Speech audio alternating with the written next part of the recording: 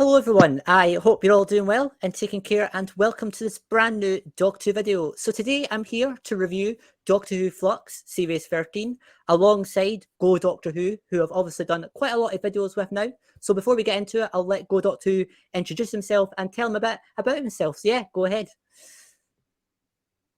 Hi, amazing to be back, and hope everyone enjoyed Series 13. I'm Go Doctor Who. I do reviews, theories, top tens. I do all sorts. 5 subscribers away from 600, so we're getting there.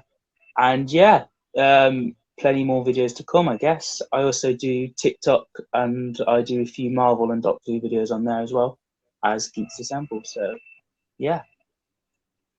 Good stuff. It's good to see you in the back on the channel once again. And like I said, today we are going to be reviewing the latest series of Doctor Who, which just finished 2 weeks ago, which of course is Doctor Who Flux. So I guess we'll start off, we'll get straight into it, and we'll talk about the main characters. So what did you think of the main characters this series, being the Doctor, Yaz, and new companion Dan? What did you think of them overall as this series' main cast? I thought it was a solid team. It's definitely a step up than the TARDIS fam.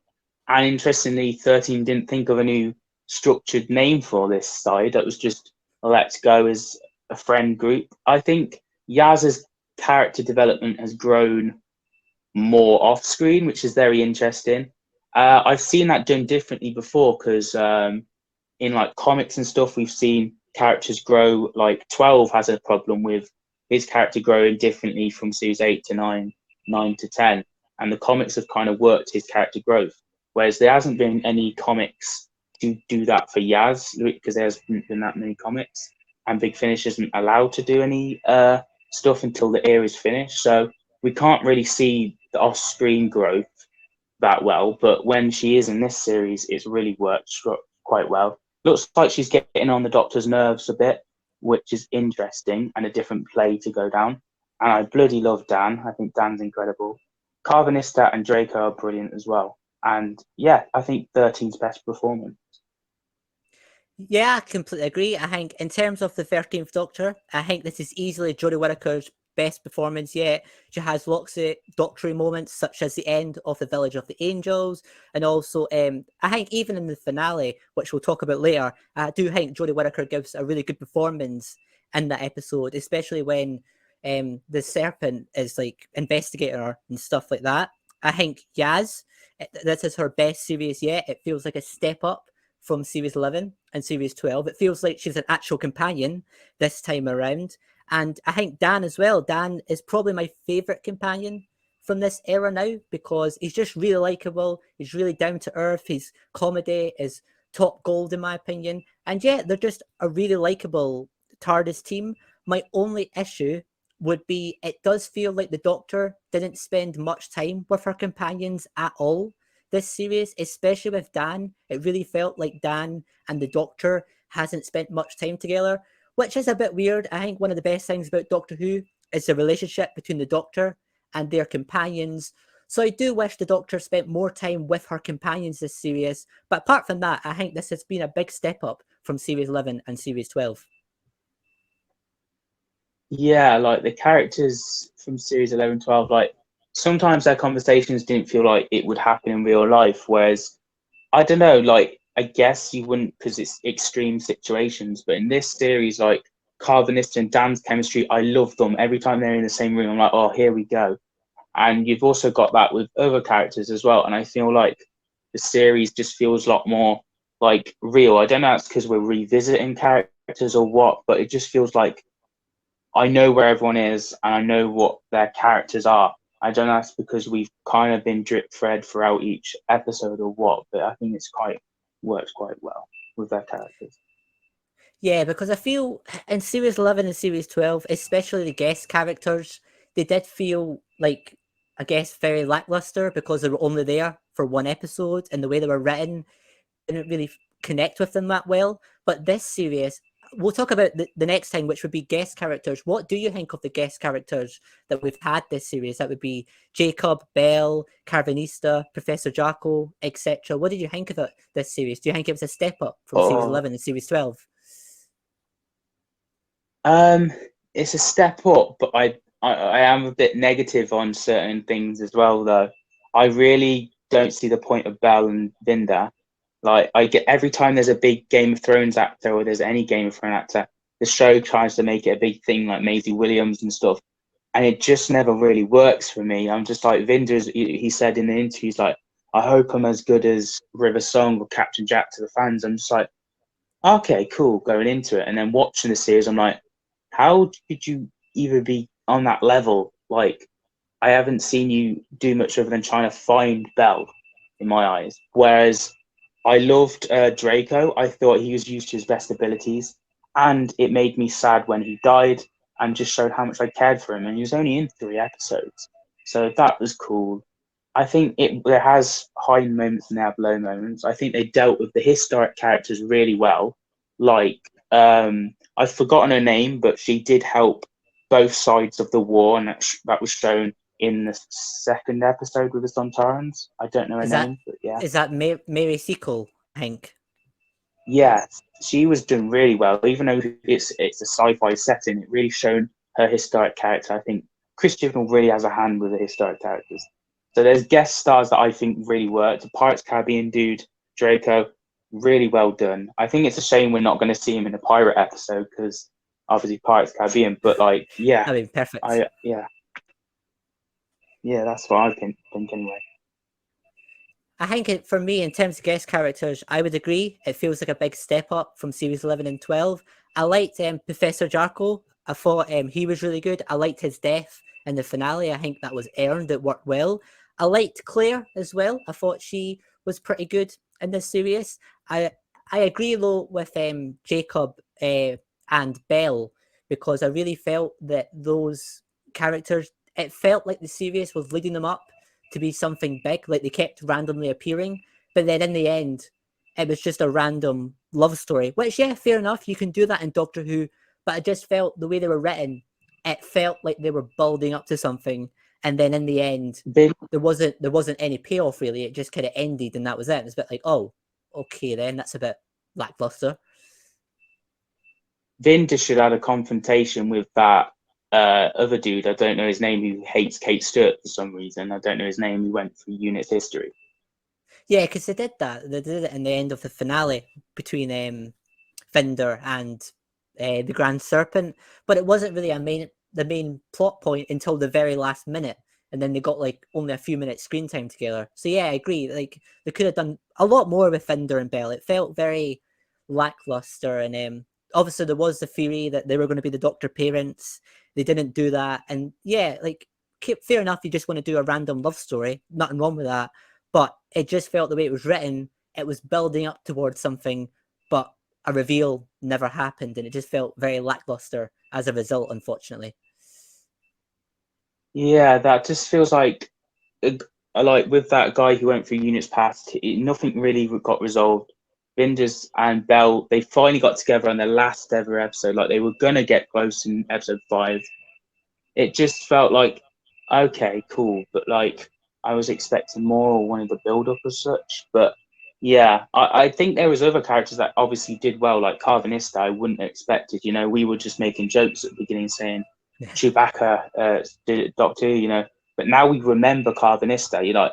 That must mean something. His character is rememberable, and that's a good thing because how else would I remember Carvanista? That's such a weird name to do. So I think Chris Chibnall has made characters that are rememberable, and I do kind of expect maybe we might see him in a special, possibly. But yeah, I think this is his best run for writing characters, at least, even if some of them don't get paid off. Yeah, because I think the only characters I really thought didn't get a payoff well was Bell and Vinder and the Grand Serpent to a degree. But apart from them, I think the character side has been the strong point of this series, and I really think it has been such a step up from the previous 2 seasons, and it just shows how well serialization has worked for Chris Chibnall, which I guess brings us on to the next point. What did you think of the overall storyline this series, and do you think serialization worked or did it not work in your opinion? The overall story, I think, yeah, they were trying to do something different, obviously calling the series Flux, but I also feel like the story wasn't really around Flux that much. Like I thought, although it was a thing that was occurring, it was very big at the beginning and very briefly mentioned at the end of the series. I feel like it should have been called maybe something else. But the story as a whole, it interacting with different characters and kind of calling episodes chapters kind of worked. I felt like the Sontarans uh, using the Flux as a big event to their advantage both times in two different episodes really worked.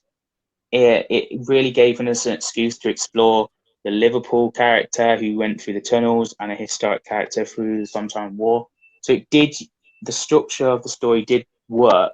I just feel like the payoff didn't. And I feel like really it does leave kind of a bad, it feels like Big Bang 2. I love Pandorica opens, but I never really want to watch Big Bang 2 because it's it's all right, it's there, and that's what I get from this, I guess. So yeah, it is a shame it didn't pay off for me. Structured way, I feel like it could have been released all in one go.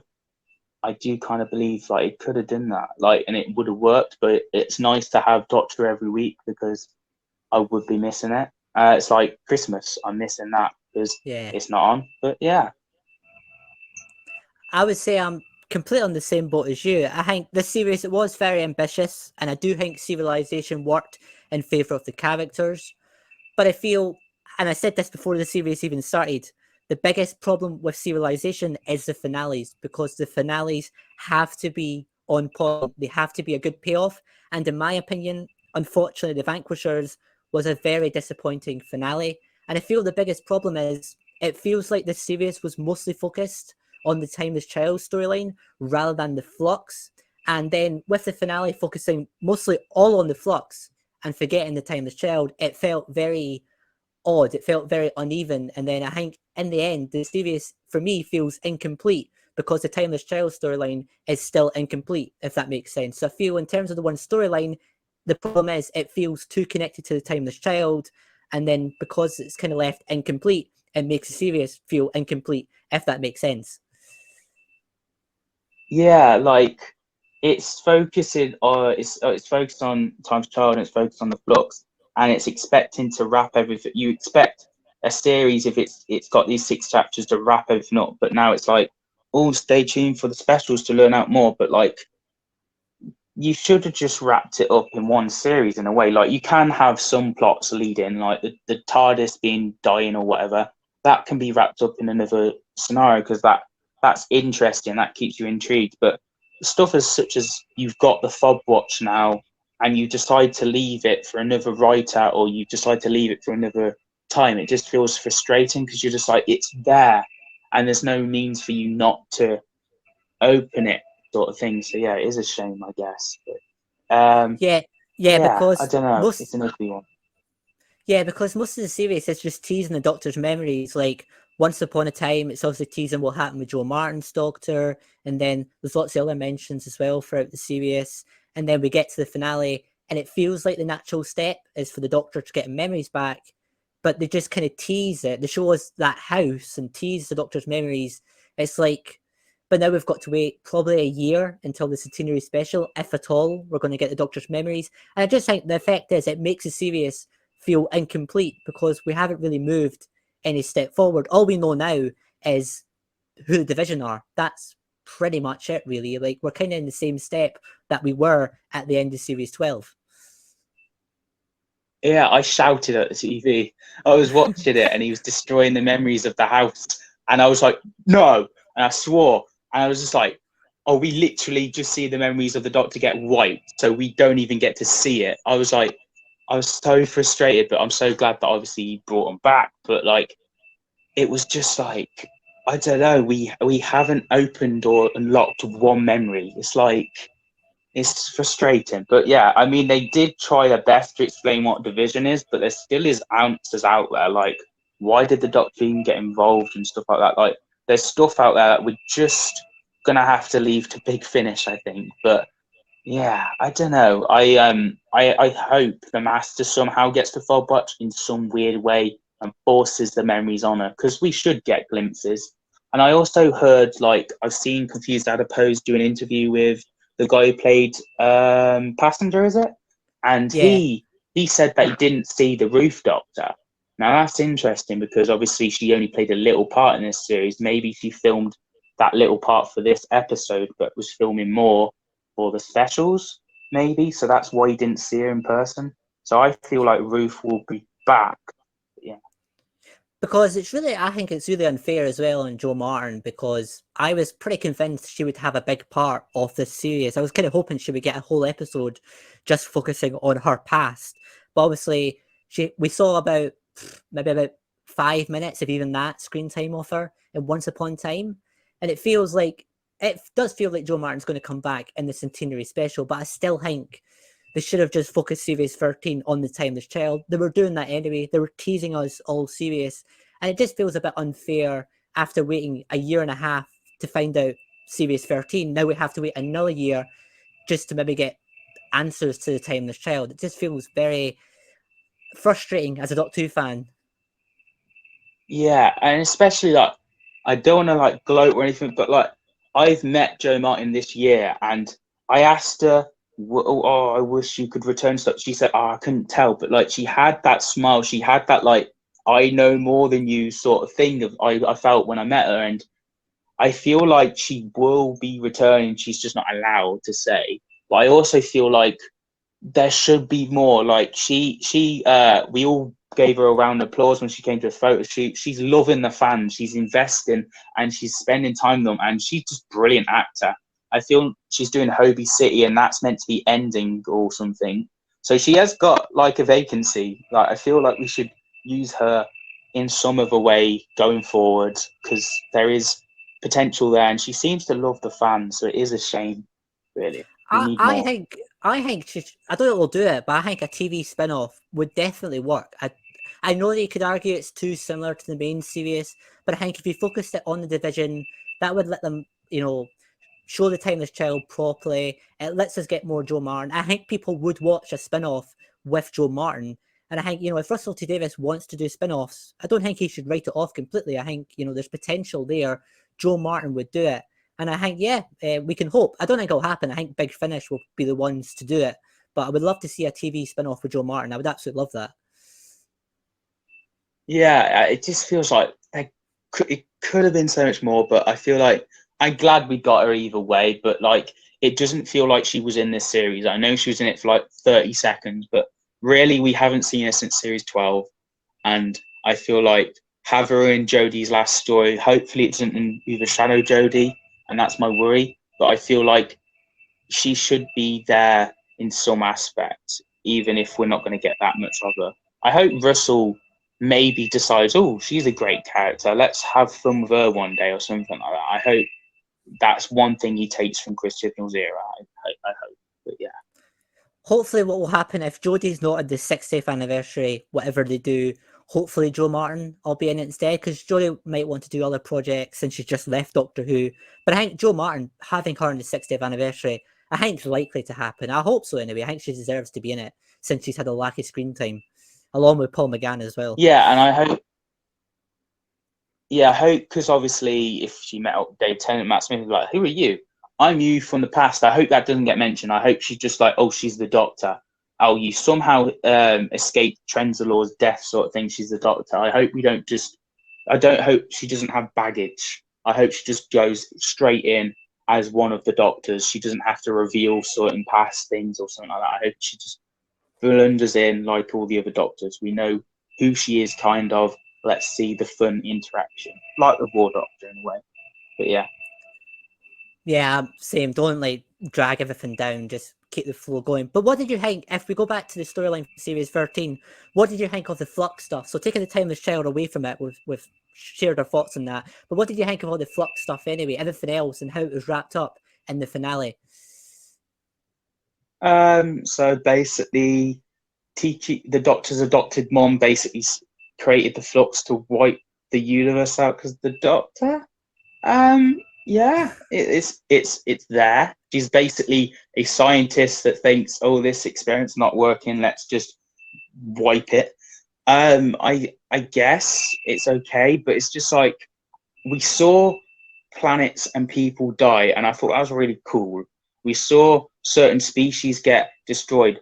However, when we make it to the end of the series, sometimes we use it to advantage and wipe out Cybermen and the Daleks. Fair enough, but how much of the planet is left? I know Swarm and Azure, whatever their names are, basically apparently brought the universe back so it could be destroyed again. It was never clarified, and I feel like we're still left on that unsurety of, is the Flux, even though it's been took out the equation by the end, is there any repercussions or what? I know it's damaged the TARDIS to hell, but yeah, I think it was a good threat at the beginning. I think the best cliffhanger was when the Flux was coming to the TARDIS in episode 1. I thought that was a really good cliffhanger. So it kept me intrigued. I felt like it crumbled by the end. So I would say the Flux was a fail in my aspect because I don't know how much it's destroyed, and I feel like it got absorbed by Passenger way too quickly. Like it was a sonic switch and done sort of scenario. I felt. It feels like this series has really suffered from what I was worried about in the first place, which is the finale, which I know a lot of other shows suffer from as well. It's the biggest problem with serialization is the finales. They have to wrap everything up. And in my opinion, even the Flux stuff, it just wasn't really wrapped up that well in the finale. You know, you kind of had Kate Stewart there. She didn't really do anything. Even bringing back a lot of the characters I do like Claire and Carvanista, they still didn't really contribute that much to the finale. They were useful in terms of the plot, but I don't think the finale works in the same way as Journey's End worked, because Journey's End, those characters were properly established compared to here, where they are a big improvement over series 11 and 12, but I still wouldn't say they're on like Journey's End kind of points. They're not that good, in my Yeah, opinion. it's like Journey's End in a way because you have like 3 different versions of the same Doctor. You have all these companions throughout out this Flux series in the TARDIS by the end, but there's no hurrah. There's no sort of upliftingness. There's no. It's just there, and that's what a lot of things are. I think it's like 5 series into one because we have that guy who wanted to take advantage, and we have sometimes, and we have this, that, and that. It's just like no wonder Chris Chibnall was like, "Oh, hey Matt Smith, could you come back for? We need some more doctors to finish off the series. Could you come back?" And then he's like, "Oh no, I'm busy doing Game of Thrones." Dave Tent, could you help us? Oh no, I'm doing Good Omens. Right, Jodie, you're gonna have to be the Doctor 3 times to wrap up this plot because we need 3 doctors to wrap up everything. It feels like that. Like there had to be 3 doctors to wrap up everything because literally there was so much going on. I feel like the biggest shame, and it is a shame because now I've got to say Sacha Dhawan, which is a good thing. He was the best villain for 13, I think. Whereas Swarm could have took that mantle. He could have took that mantle. However, why did he regenerate? Is he the same species as the Doctor? We don't know. He's a really mysterious creature that will just kill you. But by the end, he turned into a mustached villain. And the Blue Woman had more dialogue with 13 than he did. And it just felt like there could have been so much more, and he just got took out by time too quickly. I wish we got more of him, but yeah, I say the Master's still the best villain. Because yeah, that's what I was going to say next. We haven't even mentioned the Ravagers yet, because that's what I mean. This series has been so focused on the Timeless Child, everything else has just felt like to the side. So, what did you think of the villains this series, the Ravagers, the main threat? What did you think of them? They were brilliant build up. I was like, oh my god! Every day, I rewatched the episode twice. I haven't seen the finale. I've only seen it once, and that's because of the letdown. But like, me and my friend, we video called every day, and we talked about each episode. And I was like, oh my god, the Ravagers, this, and this. There's so much intrigue, and he can regenerate, and it's like this. And they were built up really well up to episode 3. Then episode 4 focused on the Weeping Angels, fair enough. But episode 5, they just come in. It was a mischast sort of vibe, but I thought they were going to deal with it quite well. Episode 6 was the big time now. This is it. And they have the power to basically wipe out this universe, go to another universe. They can do whatever they want because they're in division. And they just mischast. They didn't even kill the Ood, which was like, he kills everyone. So I was expecting to kill the Ood, but the Ood's actually helping the Doctor. So you'd think you'd do something, and it's just like a letdown. The Blue Woman had more interaction with 13, and I thought she was the weakest part at the beginning. So it flipped. Yeah, I agree. I What really about like the you? Ravagers. I really liked the Ravagers at the start. I thought there was a lot of intrigue there. You could see how they could regenerate. I thought the scenes between the Doctor and the Ravagers, the big guy one, was really mysterious and very creepy. But then as the series went on, we just saw less and less of them. And then by the end of the series, they were pretty much, they were just kind of forgotten about.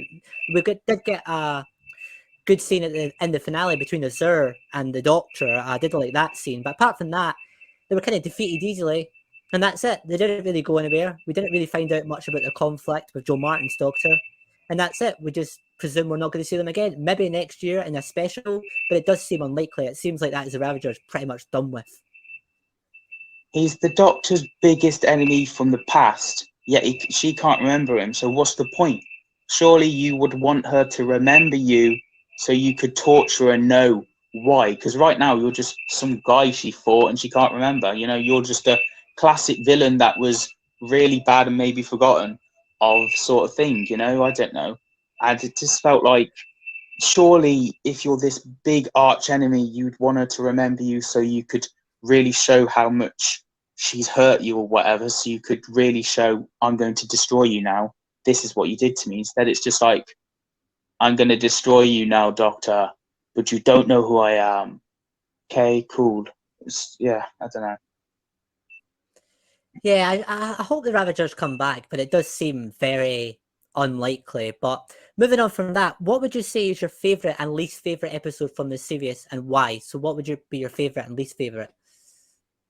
Least favorite would be the third episode, just because I feel like a whole episode trying to show how they get out of a situation is cool, but it shouldn't be in this series because with how much little time we could have used episode 3 for something else to help the final. And my favorite is episode 2 with the Sontarans. I think they've done so well, and I would rewatch that again. So cool. Yeah, the Centaurans were absolutely great this series. Definitely the best they've been. My favourite episode would probably actually be episode 1, the Halloween Apocalypse. It might change now because I've not rewatched it since the finale, and I'm sure it'll take a hit.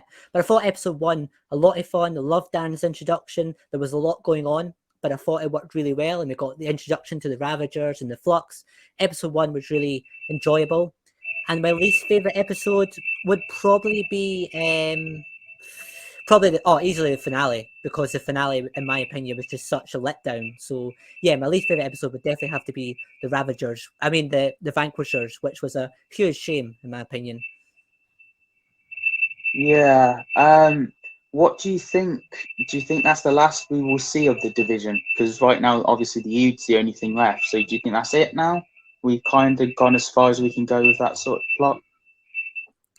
I think I'm presuming now it's going to focus on the Master, the Return of the Master, the Return of the Daleks. We've got the Pirates special next year, and I don't think those episodes will have much of a connection to the Flux or the Ravagers or anything like that. The only thing I think will come back up is the Timeless Child when the watch gets opened, probably in the Centenary special. But apart from that, I think the Ravagers and all that kind of stuff is unfortunately done with. I think the Flux might have a small connection to the time loop and the Dalek story coming up, but apart from that, and the Fob Watch, I think that's pretty much the Flux done with. Although we need answers: is the universe destroyed, or is it not? It's very confusing. I'm very confused on that, and if it's supposed to be resolved or is it not? Yeah, I think and then it's off topic, but yeah, I've just thought of the reason why they're in a time loop is maybe because the TARDIS is making the whole place into a time loop. Maybe it's to prevent the Doctor from dying by the Daleks. So maybe like there's a time loop constantly because the TARDIS is dying, and that's why the time loop's happening. Possibly, I don't know. I just thought of that just while we were talking now. Yeah, because I seen a theory on Twitter not long ago that maybe the execution Daleks, maybe they're going to be Daleks working for the division, and maybe the three specials are going to tie in to the division still hunting down the Doctor. I think it seems unlikely, but I would like something like that. I would like the episodes to tie in with Series 13 and the Timeless Child and all that stuff. It would feel more neat together if it did tie in. I really like their gun though. I have to admit, like it's a shit. I was like, I bet they wanted that gun in the Time War.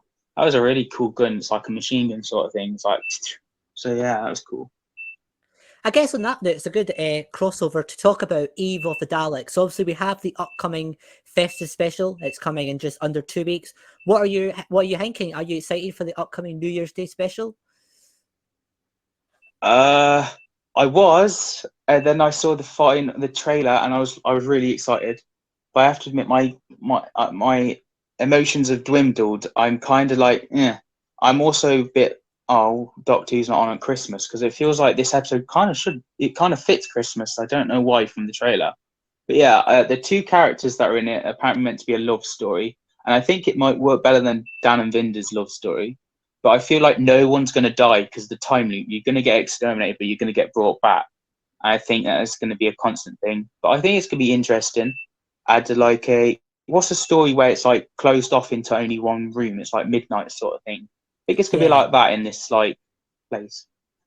Yeah, because the director even said they looked at Midnight as an example how to direct this episode. So I think it has potential Oh, to that's be a interesting. really it has potential to be a really good episode. But I also feel the same that at the moment I'm a bit after a disappointing finale to Flux, I'm a bit unmotivated with Doctor Who. It isn't as high as it was during Series 30, which is again a huge shame. But I'm still excited. I really hope this is going to be a great standalone episode. And yeah, I'm looking forward to the 2022 specials, and hopefully they're going to be great episodes.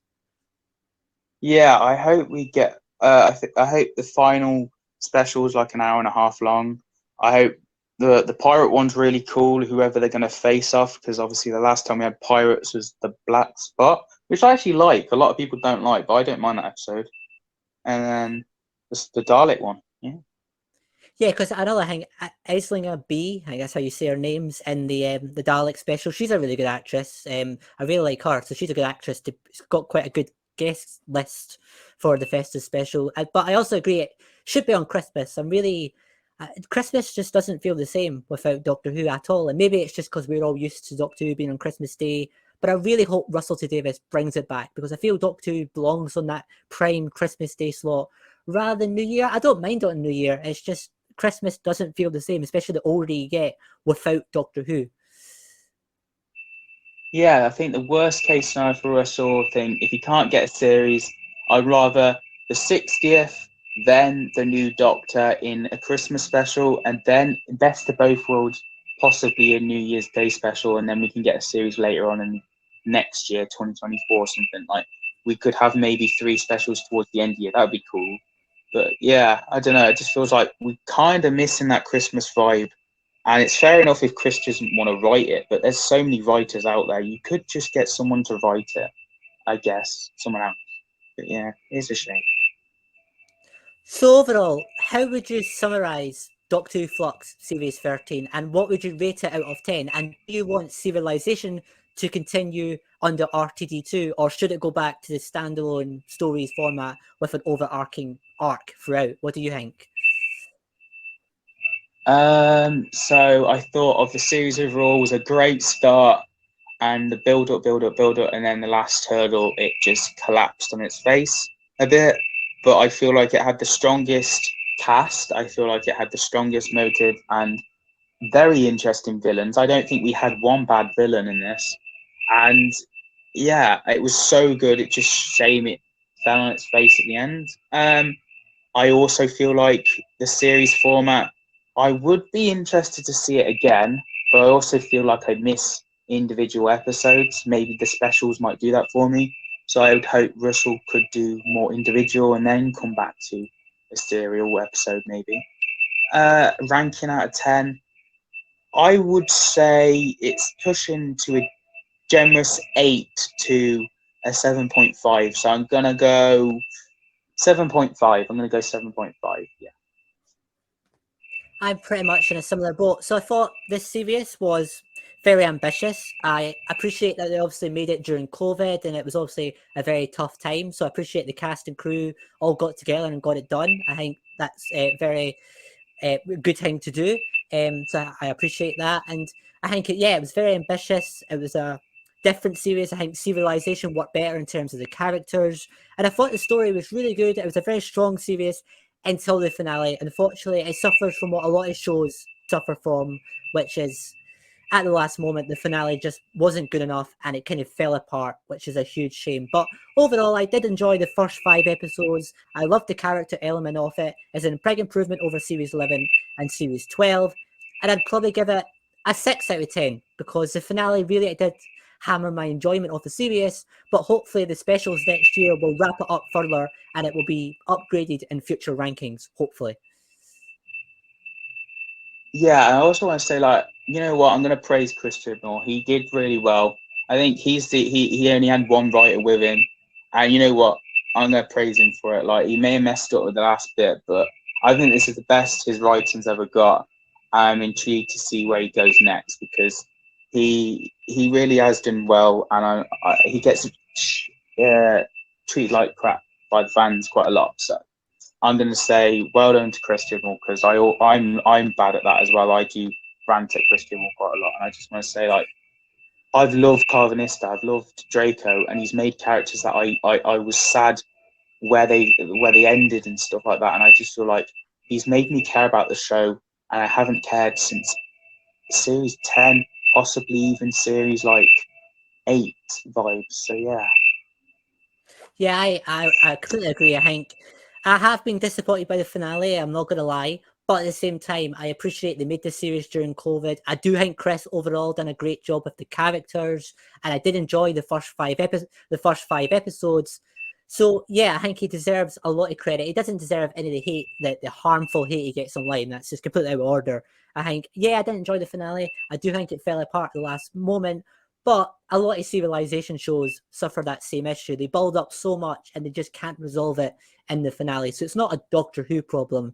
It's more just, I think Game of Thrones is another example. I was talking to a friend at the weekend about that. Apparently Game of Thrones had a bad ending as well. So I think a lot of shows have it. It's just with Civilization, it's just the negative that the finale has to be so good. And I guess shows really struggle to meet that. Yeah, I think God help the casual viewer that just watched in this, because I feel like this definitely played for a hardcore fan. But yeah, I think it sadly didn't. It failed at the last hurdle, but I think it was an enjoyable thing. And I think a lot of fans at the beginning of the series were quite positive, which was nice. The fandom's been such a hateful way because obviously if you're online, because some fans might not be online, but if you are in that environment when you're talking to other fans, there's been a lot of hate or divide or division between each other of whether you like something or you don't. And I feel like a lot of fans were starting to come together a bit more, which was nice. Of course, the hardcore haters still hated, but it was more positive vibe and it just felt more nice and chilled. So that was quite nice, even if it went on a whimper and in the end. But yeah. Yeah, so I think, yeah, well done to the cast and crew. They got it done during COVID. They deserve credit for that, a lot of credit, because they could have easily delayed it until 2022. But Chris Chibnall wanted us to get Doctor Who this year. And yeah, a lot of credit to them. And I guess the final note, because we're coming up to the Christmas period now, this will probably be my final video before Christmas. What is your favourite Doctor Who Christmas special? My favourite Doctor Who Christmas special has got to be Voyage of the Damned. I love it. I was thinking about playing it again this year because I have a strong memory because obviously my granddad brought me to the show and stuff. I watched it the year he passed away again. I watched it with him, and he was laughing at the Queen running out randomly, and it just gives me good vibes. So there's that nostalgia of memories, but there's also the story. The story is such a fun, uplifting thing. Kylie Minogue's brilliant in it, and David Tennant is phenomenal. And I just love that claustrophobicness and killing characters off one by one, the people that you love, and then the hateful one survives, and you're like, God damn it. So it's just like full of emotions.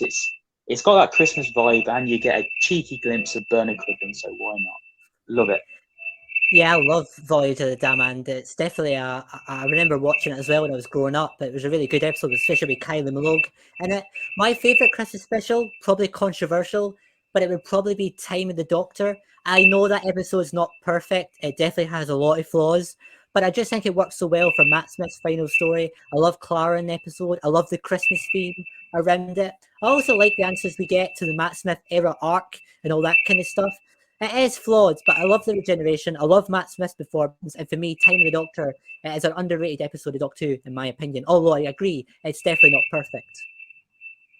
It's just something about regeneration episodes that are just really fun, aren't they? Like, I love my favorite Doctor episode ever is the End of Time Part 2, and a lot of people don't like that. It's my favorite episode ever, the second one, and I just love it. I don't know why. I could rewatch it as many times as I want. I guess you get that with 11's final story. I think it's just something about it. It's just like it's so satisfying or brilliant to watch. So yeah, I get that vibe.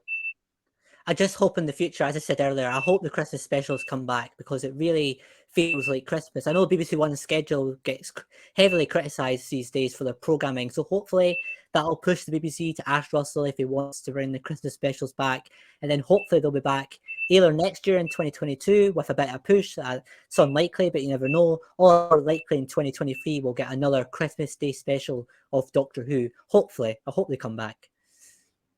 Yeah, I think there's a strong possibility of that because right now all I'm seeing is the Gavin Stacey special from years ago, the outnumbered specials. I casually just flick through. I'm like, oh, is EastEnders on? Oh no, there's an outnumbered special from years ago. Like, oh, they really haven't got anything new, have they? So it's very much like I think Doctor Who will hopefully save the BBC with that Christmas vibe because they're really pulling out the old stockings from their old shows. So it does look like the BBC needs something. So I think Doctor Who could do that. And Russell T Davies has wrote some memorable specials. So yeah, I'm excited. That's cool. But yeah, so there we go. That is our review of Doctor Who Flux Series 13. So what we'll do now is I'll let you let people know again about your channel, what your plans are for the future, and yeah, go away. Just let the viewers know what's coming up in your channel in the near future. So basically, I've got one more video come out before the end of the year. I just did a video last night with my friend talking a bit more about Series 13. So if you're feeling like you need more Series 13, even though we've talked 40 minutes about it, I talked about it with my friend, and he's a casual viewer, so that's interesting. I've done an unboxing video on Series 17 that's just come out today when filming this. So yeah, and of course I will be reviewing the special. And 2022, I filmed quite a lot of videos in advance, so there's plenty to come on that whenever that is. So yeah, plenty to come. 5 subscribers away from 600. And yeah, thank you as always, William, for letting me on. I'm sure we'll talk about 13 ending or something next year or whatever. So yeah, it's been good as always. Not a problem at all. It's always good to have you on the channel. And like I said, guys, I will leave a link to Go Doctor Who's channel in the description below. He's only 5 subscribers away from 600. So let's do it. 5 subscribers. Hit the link below and go and subscribe to his channel. He's got lots of exciting content coming up. And I'm sure we will do another Doctor Who video together next year because obviously we'll have the 2022 specials. We'll probably have the announcement of the 14th Doctor as well, which will be really exciting. Hopefully that'll happen at some point. I guess one more question. When do you think we'll get the announcement of the 14th Doctor? Because there's lots of speculation at the moment when it will be. I think we'll get the New Year's Day special out of the way.